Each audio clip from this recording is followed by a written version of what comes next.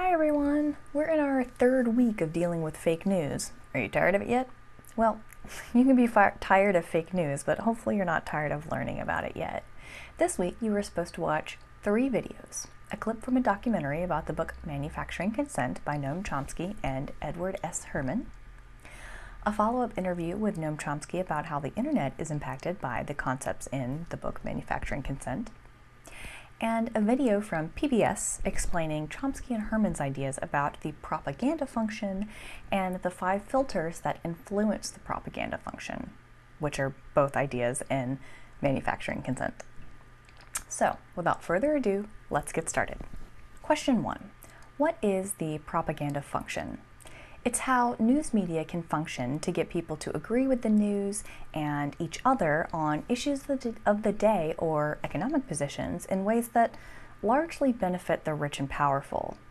Why does it do this? Well, it's because the rich and powerful, for the most part, own the news media.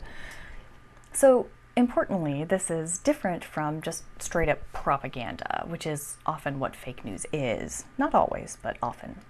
Propaganda is intentionally biased or intentionally misleading, but the propaganda function doesn't have to be intentionally biased or misleading. Real news can still be honest-to-God true, reported events that did happen, but they might still subtly promote a particular viewpoint, ideology, or issue. Or, in other words, as the PBS Idea Channel guy put it, it can function like propaganda, but not itself be propaganda, in that it does have a basis in observable fact. Again, that's real news, not fake news. Real news can still have the propaganda function, but it might not actually be propaganda, because it's real. It's not fake. One way to think about this is to think back on the window pane theory of language.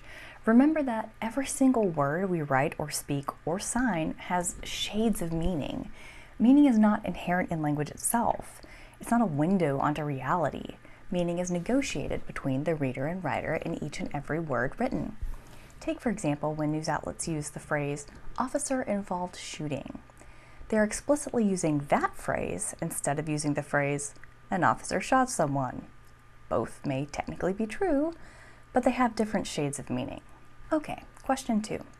How does this concept relate to fake news? Well, again, there's a difference between propaganda and propaganda function, but lately some people have taken to accusing any news story with which they disagree as being fake.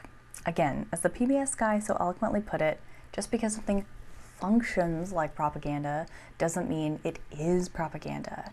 It doesn't mean it doesn't have a basis in observable, verifiable fact.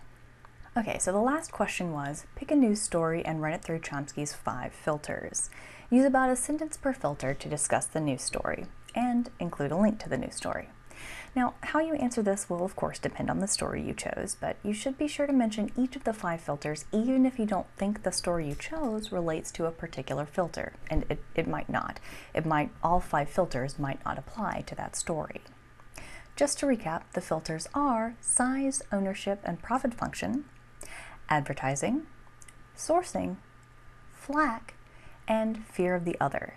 The PBS Idea Channel guy did such a really good job paraphrasing and talking about these 5 filters that I don't feel the need to reiterate those here. If you need a refresher, be sure to go back and watch that video. It's a really good video.